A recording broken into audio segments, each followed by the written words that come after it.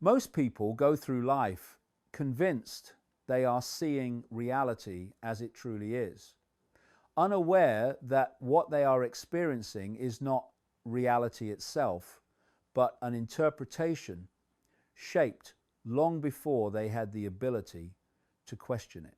This is what makes the illusion so powerful. It does not announce itself, it does not shock, and it does not demand belief. It feels normal, it feels obvious, it feels like common sense. From the moment awareness begins, a framework is already in place, quietly defining what is real, what is possible, and what is unthinkable.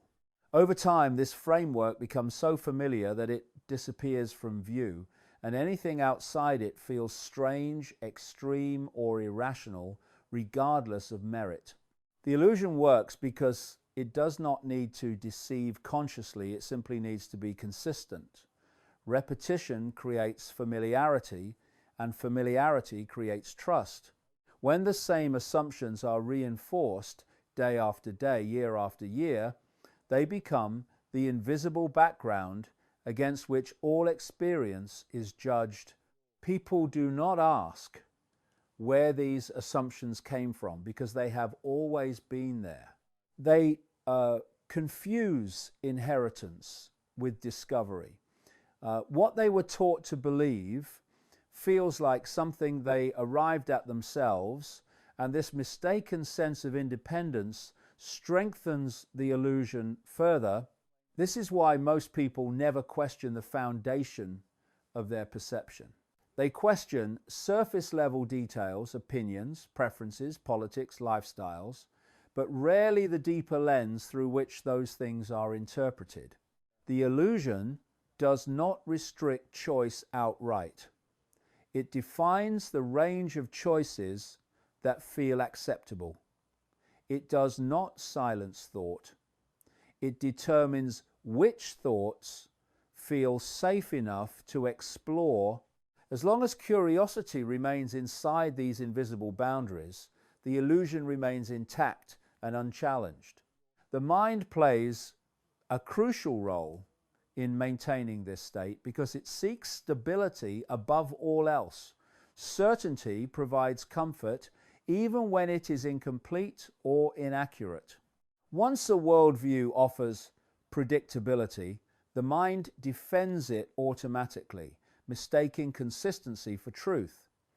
This is why challenges to deeply held assumptions often provoke emotional reactions rather than reflection. The discomfort is not intellectual, it is psychological. The illusion is not being questioned logically, it is being threatened emotionally. What makes this illusion especially difficult to detect is that it is shared.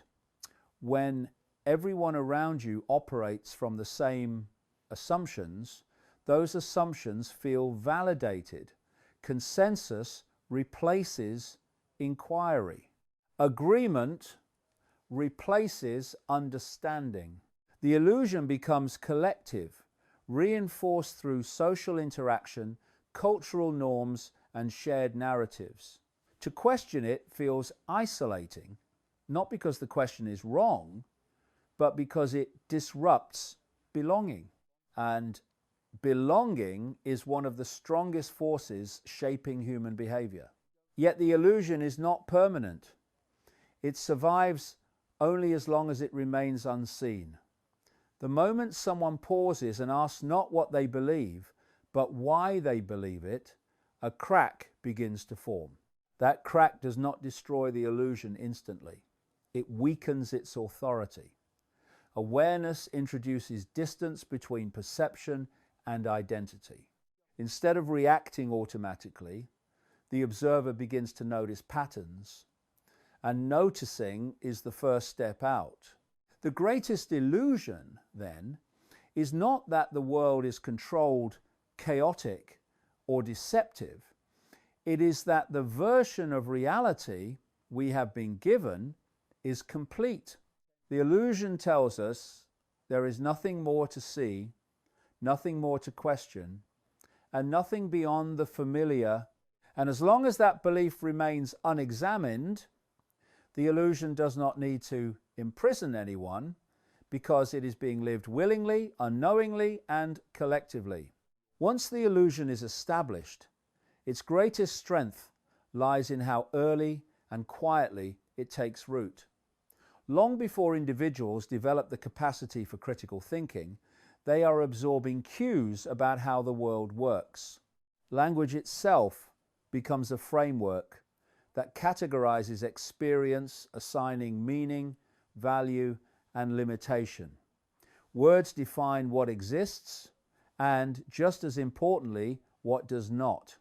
Over time, these definitions feel intrinsic rather than learned, shaping perception at a level that rarely reaches conscious awareness. What begins as guidance gradually becomes assumption, and assumption hardens into reality. The process is reinforced through repetition. Ideas that are encountered repeatedly gain an aura of truth, regardless of their accuracy. This is not because people are incapable of discernment, but because familiarity creates comfort, and comfort is often mistaken for correctness. When the same narratives appear across education, media, and social interaction, they form a cohesive story that feels complete. Alternatives, when encountered at all, appear fragmented, unfamiliar, or extreme by comparison. The mind, seeking coherence, gravitates toward what feels stable and known. Authority further strengthens this conditioning. When information is presented by figures or institutions perceived as credible, it carries additional weight. Over time, trust in authority replaces personal inquiry. People learn not only what to think, but when thinking is necessary and when it is not. Certain subjects are framed as settled beyond discussion, while others are allowed debate within predefined limits. This selective openness gives the impression of intellectual freedom while quietly guiding perception along established paths. Social reinforcement completes the conditioning. Human beings are deeply influenced by group norms, often unconsciously. Agreement brings inclusion. Disagreement risks exclusion. As individuals observe which viewpoints are rewarded and which provoke discomfort, they adjust their behavior accordingly. This adaptation rarely feels coerced. It feels practical, sensible, mature. Over time, the desire to belong outweighs the desire to explore, and curiosity gives way to caution. What makes this process so effective is that it convinces people their perception is entirely self-generated. Because no single moment of indoctrination exists, there is nothing obvious to resist. Belief develops gradually, woven into everyday experience, until it feels inseparable from identity.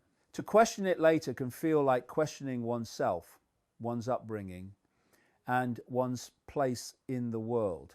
The emotional cost of such questioning often seems too high, so the mind avoids it altogether. Yet this avoidance comes with a consequence. When perception is shaped primarily by external reinforcement rather than internal inquiry, awareness narrows. Complexity becomes uncomfortable. Nuance feels unnecessary. The world is reduced to familiar patterns that require little thought. While this provides psychological ease, it also limits understanding. The mind trades depth for certainty, and in doing so, accepts a smaller version of reality. Recognizing how the mind learns what is considered normal is not about rejecting guidance or structure. It is about restoring balance between learning and questioning. Awareness of conditioning does not erase it instantly, but it creates space for choice. And in that space, perception begins to loosen its grip on the familiar, opening the possibility that reality may be far wider than the version we were taught to accept. At a certain point, perception stops being just a way of seeing the world and becomes a way of protecting oneself from uncertainty. This is why questioning deeply held assumptions often feels uncomfortable rather than enlightening.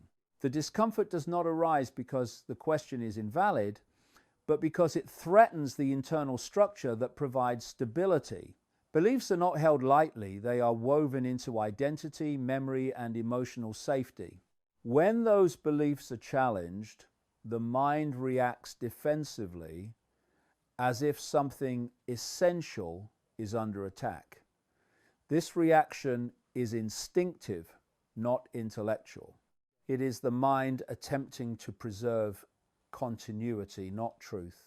Human beings are conditioned to equate certainty with security.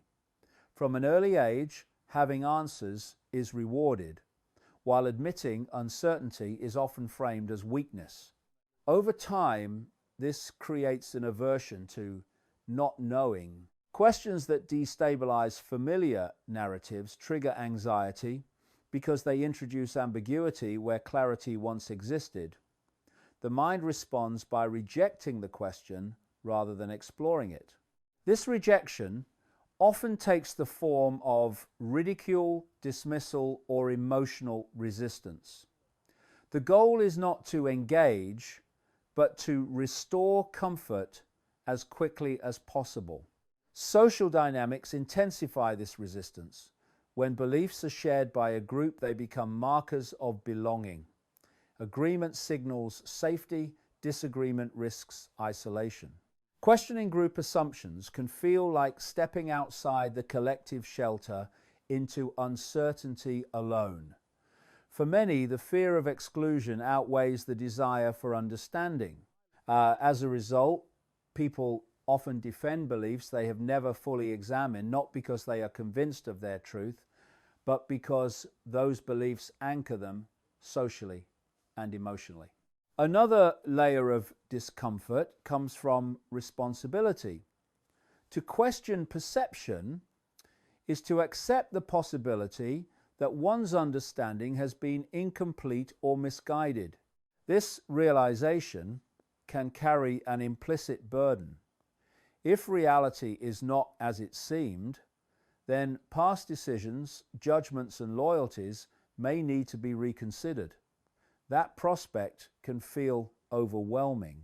It is easier to defend the illusion than to confront the implications of its collapse.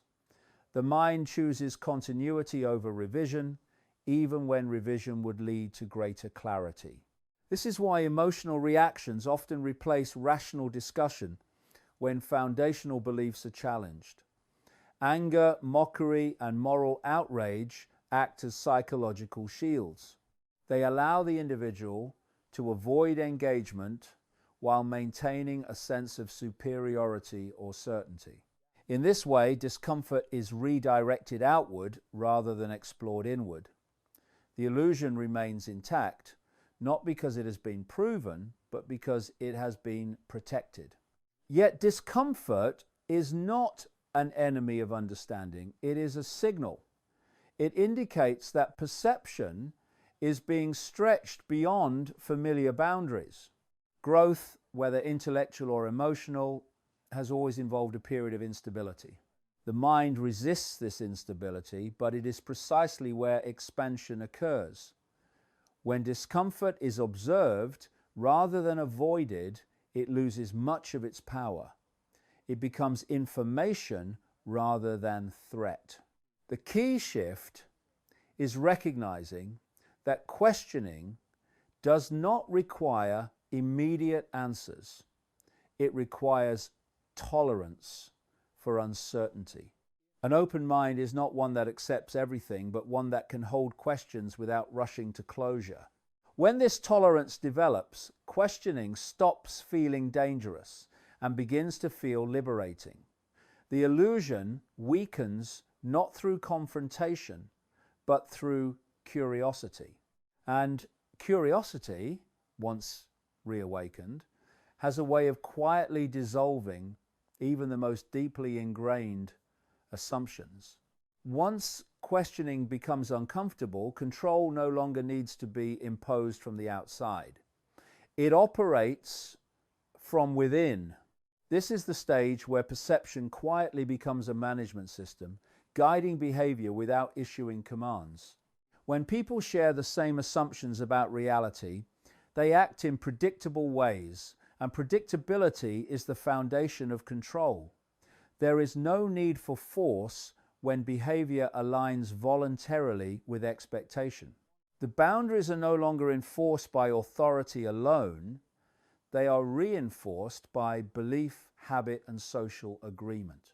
Throughout history, the most enduring forms of control have relied on shaping interpretation rather than restricting action.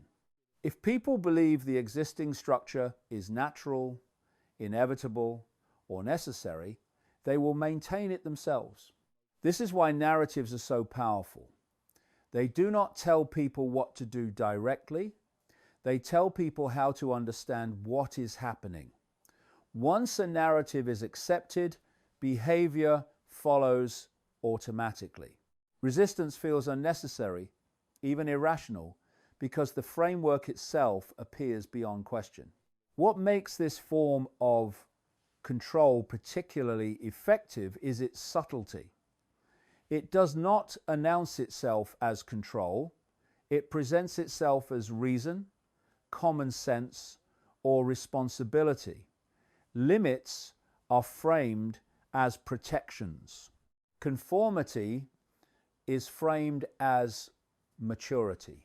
Questioning is framed as recklessness.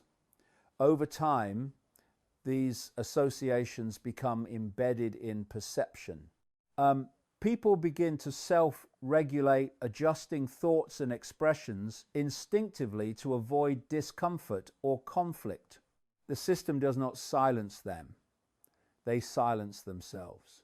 Technology has amplified this dynamic by accelerating the spread and reinforcement of dominant narratives. Information now moves at a pace that discourages reflection. Ideas are absorbed quickly, reacted to emotionally, and replaced just as fast. In this environment, depth gives way to immediacy. Perception becomes reactive rather than contemplative.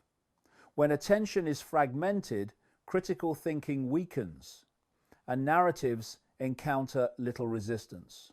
What is repeated most often feels most real, regardless of substance. The illusion of freedom persists because choice still exists, but only within defined parameters. People can select opinions, identities, and positions, yet the underlying structure remains untouched. Debate becomes theatrical rather than transformative. It gives the appearance of openness while preserving the core assumptions that support the system. As long as discussion stays within acceptable bounds, the deeper framework is never challenged. This is why genuine shifts in perception are often met with hostility or dismissal. They threaten not just individual beliefs, but the stability of the shared narrative. When someone steps outside the agreed interpretation, they expose its constructed nature. That exposure creates discomfort because it suggests that what feels solid may be contingent and what feels inevitable may be chosen. Control depends on preventing that realization from spreading. Understanding this process is not about identifying villains or imagining omnipotent forces. It is about recognizing how easily perception can be guided when familiarity, repetition, and social reinforcement work together. Control through perception is efficient precisely because it appears voluntary. People participate willingly, believing they are acting freely, unaware that their sense of freedom has been carefully shaped The moment this becomes visible, however, control loses its invisibility. Awareness introduces choice. Instead of reacting automatically, individuals begin to observe how narratives influence emotion and behavior. This observation does not dismantle the system overnight, but it weakens its grip. Perception begins to widen. And as perception widens, the foundation of control, unquestioned belief, starts to erode quietly, steadily, and irreversibly. Many people carry a quiet sense that the world feels narrower than it once did, even if they cannot pinpoint exactly when or why that feeling began. Conversations feel more cautious, ideas feel more constrained, and the range of what can be openly questioned seems to have quietly contracted. This is not because reality itself has diminished, but because perception has been guided into a tighter frame. When acceptable interpretations are reduced, experience follows. Life begins to feel smaller, not because possibilities have vanished, but because awareness has been trained to overlook them. This narrowing does not happen abruptly. It unfolds gradually through subtle shifts that are easy to rationalize at each stage. What was once open debate becomes sensitive discussion. What was once sensitive becomes controversial. And what was once controversial becomes avoided altogether. Each step feels minor on its own, but together they reshape the boundaries of thought.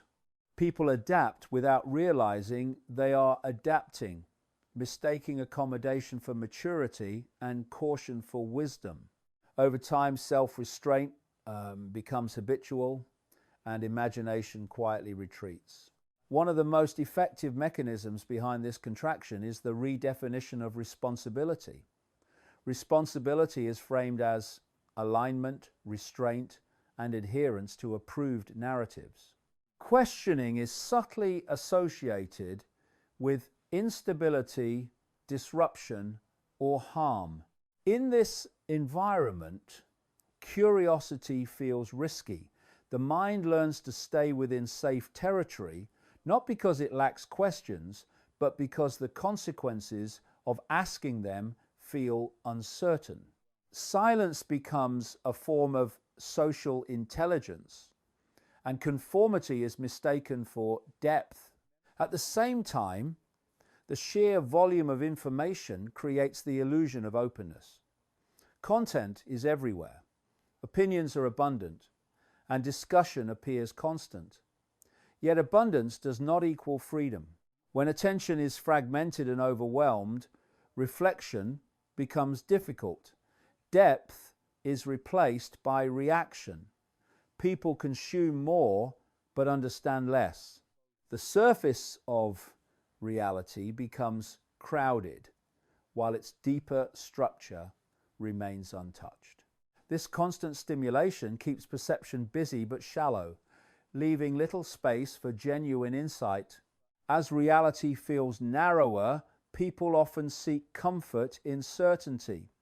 Clear answers and fixed positions offer relief from complexity. Yet these same comforts reinforce limitation. Rigid beliefs reduce anxiety in the short term, but they also restrict growth. The world becomes easier to navigate, but less rich to experience. Over time, this trade-off is rarely acknowledged. People sense dissatisfaction, but struggle to identify its source. They blame external circumstances, unaware that the constraint lies within perception itself. This sense of confinement is not a failure, it is a signal. It indicates that awareness is pressing against boundaries that no longer fit. Discomfort arises not because something is wrong, but because something is incomplete. When perception begins to outgrow its conditioning, friction is inevitable. The mind resists at first, clinging to familiar frameworks, but the pressure does not disappear. It invites expansion. Reality has not become smaller. The world has not lost its depth, complexity, or possibility. What has changed is the range of interpretation people feel permitted to explore. The moment this distinction is recognized, the sense of narrowing begins to loosen. Awareness creates space where none seem to exist. And in that space, perception starts to expand again quietly, patiently, and on its own terms. At the heart of all of this is a realization that quietly changes everything. Freedom does not begin with action, resistance, or even expression. It begins with perception. The moment someone recognizes that the limits they have lived within were learned rather than inevitable, a subtle but profound shift takes place. This shift does not demand rebellion or certainty. It invites awareness. Instead of reacting automatically to the world as it appears, the observer begins to notice how interpretation shapes experience. This noticing creates distance between thought and identity, allowing perception to expand without immediately needing to replace one belief with another. Stepping outside the illusion does not mean rejecting society, knowledge, or structure. It means reclaiming the ability to observe without fear. An open mind is not one that accepts everything indiscriminately, but one that is no longer intimidated by questions. When questioning is restored, belief becomes flexible rather than rigid. Certainty loosens its grip and curiosity returns. This flexibility is precisely what centralized narratives struggle to contain, because it resists predictability. A mind that observes rather than reacts cannot be easily directed.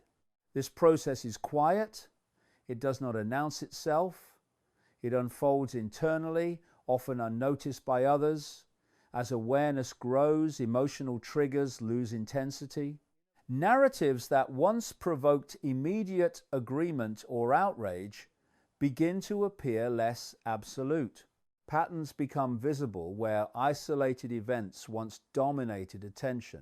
The individual does not become detached from reality. They become more engaged with it, but without the constant pressure to conform or defend an identity. Perspective replaces polarization. What makes this moment significant is that awareness spreads organically. It does not require consensus. It does not need permission. Each person who steps outside automatic perception subtly alters the environment they inhabit. Conversations deepen. Assumptions are gently questioned. Complexity is tolerated rather than feared. Over time, these small shifts accumulate. History shows that meaningful change often begins not with mass movements, but with changes in how individuals perceive the world they move through. It is important to understand that the illusion does not collapse all at once. It weakens gradually as awareness grows. Familiar narratives lose their authority not because they are attacked, but because they are no longer taken for granted. Control that depends on unquestioned belief becomes unstable when belief becomes conscious. This is why awareness is so often discouraged, not because it is dangerous, but because it is liberating in ways that cannot be easily managed. Stepping outside the illusion does not provide instant answers. It provides better questions. And better questions expand perception far more effectively than rigid conclusions. The goal is not to replace one version of reality with another, but to recognize that reality is far broader than any single interpretation. When this recognition settles, fear diminishes, possibility reappears. And the sense of inevitability that once felt overwhelming begins to dissolve. The greatest shift then is not external, but internal. It is the realization that perception can change, and that change does not require permission.